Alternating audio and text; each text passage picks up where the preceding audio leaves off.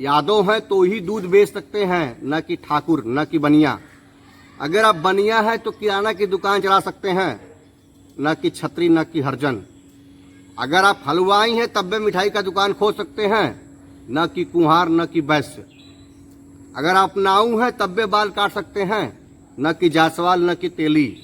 साथियों नमस्कार, मैं हूं सौरभ मुदनवाल। आपका हमारे ब्लॉग में बहुत बहुत स्वागत है। गाइस, उत्तर प्रदेश में जाति है कि जाति नहीं, जाति है कि जाति नहीं। कुछ लोग जाति के आधार पे अपने आप को बहुत बड़का समझते हैं, और कुछ व्यक्ति हमारे देश में ऐसे थे जो जाति को न महत्व देकर अपने कर्म को महत्व देकर के आज वो पूजे जाते हैं। जैसे कि संत रविदास जी हो गए, भीमराव अंबेडकर जी हो गए, इत्यादि लोग हो गए जो कि छोटे जाति से आने के बावजूद भी बड़े जाति के लोग आज उनको आत्मसमर्पण करते हैं, आज उनकी पूजा करते हैं, आज उन्हें अगरबत्ती दिखाते हैं।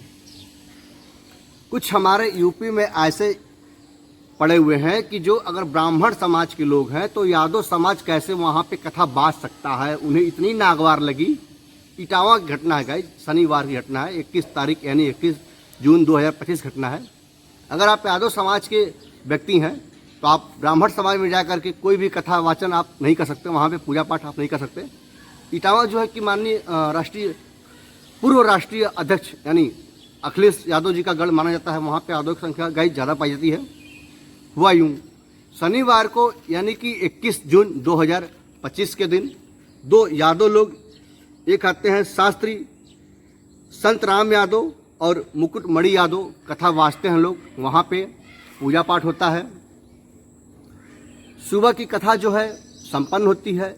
शाम में जब उन लोगों को भोग लगाने का समय होता है तो वहाँ के कुछ ब्राह्मण समाज के लोग पूछते हैं कि आप किस जाति के हैं। वो लोग कहते हैं कि मैं यादव जाति से हूँ। इतना पे कुछ ब्राह्मण वहाँ पे बौखला जाते हैं और उनके साथ अमानवीय व्यवहार करना स्टार्ट कर देते हैं।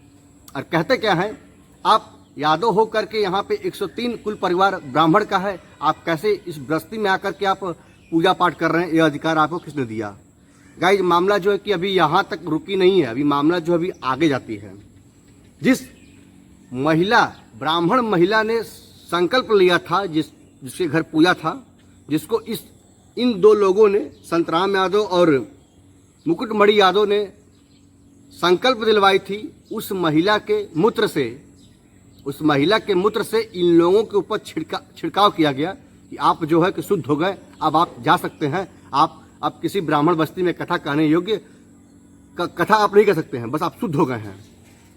और सुनिए, उस महिला के पैरों पे गिर करके इन दोनों कथावाचकों से माफी भी मंगवाई, नाक भी रगड़वाया गया। अभी मामला यहाँ तक भी साथियों दवा नहीं है। उसके बाद जो सिर की चोटी होती है, चोटी भी काट ली गई। उनके पास जो गहना थे, हारमोनियम थे और भी जो आदि सामान थे, उन लोगों ने वहाँ लूट लिया। 25,000 रुपया नगद और 4 अंगूठी सोने की ली थी, जिसमें से कि 3 अंगूठी वापस कर दी गई, 1 अंगूठी उनका ब्राह्मण लोगों ने रख लिया। इन दोनों लोगों ने मिल करके पुलिस से शिकायत की है। जो कथा वाचन थे उनका कहना है कि पहले हम लोग स्कूल चलाते थे, जब योगी बाबा की सरकार आई है, स्कूलों की छानबीन होने लगी है, तब से हम लोगों ने अपना स्कूल बंद करके कथा वाचने का प्रोग्राम करते हैं। गाइज, मैं यही कहना चाह रहा हूं कि अगर आप मतलब समझ सकते हैं, अगर आप जिस जाति से हैं वही कर्म करने का अधिकार आपको मिल रहा है, वही कार्य आप कर सकते हैं। अगर आप दूसरे कार्य किए जाएंगे तो आप भी पीटे जाएंगे। ऐसा मैं नहीं कह रहा हूं, ऐसा जो है कि इटावा कांड कह रहा है, नहीं, बकवर इलाके का ये घटना है। अगर आप यादव हैं तो आप कथा कैसे बाँच सकते हैं? कथा बाँचने का आपको अधिकार नहीं है। मित्रों, मैं ये कहना चाहता हूं कि श्री रामचंद्र जी सेवरी के झूठे बेर खाए हुए थे। क्या उसने श्री रामचंद्र जी सेवरी से जात पूछ करके झूठे बेर खाए थे? कृष्ण सुदामा की दोस्ती जो आज इतिहास गवाह है कि कृष्ण जो है कि ऊंचे कास्ट के थे और सुदामा जो है थोड़े से नीचे कास्ट के थे। आज भी उनकी जो मित्रता की दोस्ती गाई जाती है, हर एक पन्नों पे, इतिहास के पन्नों पे गाई जाती है। क्या कृष्ण जी ने सुदामा से जाति पूछ करके मित्रता की थी? साथियों, जब भगवान ने जाति पूछ करके मित्रता नहीं की है, जब जाति पूछ करके उनसे बेर नहीं खाए हैं जूठे, तो हम और आप क्यों जाति पूछ करके उन्हें पीट रहे हैं, जाति पूछ करके उन्हें कथा कह रहे हैं। ये कौन कह दिया कि यादव हैं तो वो कथा वाच नहीं सकते हैं। अगर अच्छे कथावाचक हैं, सब कुछ आप में संपन्न है, तो मैं मानता हूं कि व्यक्ति कोई भी कास्ट का हो, अगर सर्वगुण निपुण है तो वो ब्राह्मण है। अगर कुकर्म किया तो मैं उसे ब्राह्मण नहीं मानता हूं।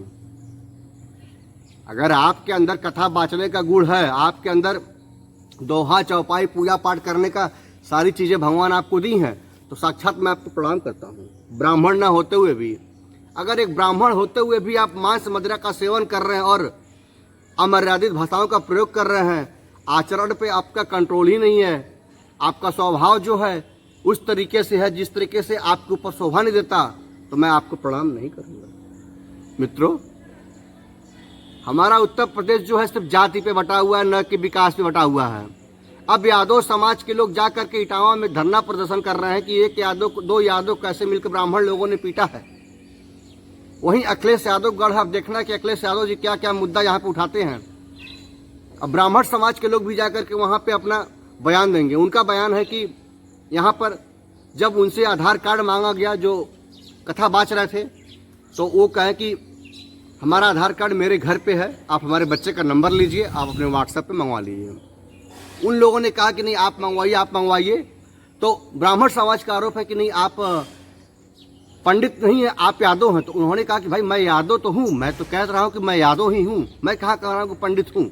उसी पे कुछ मनबड़ युवक आकर के उन लोगों के साथ हाथापाई की, तूतू मैमे की। वीडियो में भी आप देख सकते होंगे, उनकी चोटी काटी गई, महिला के मूत्र से उनके ऊपर छिड़काव किया गया, महिला के पैर नाक से उनके रगड़वाए गए। साथियों, जाति है कि जाति नहीं। मित्रों, मैं आपका सौरभ मुंदनवाल।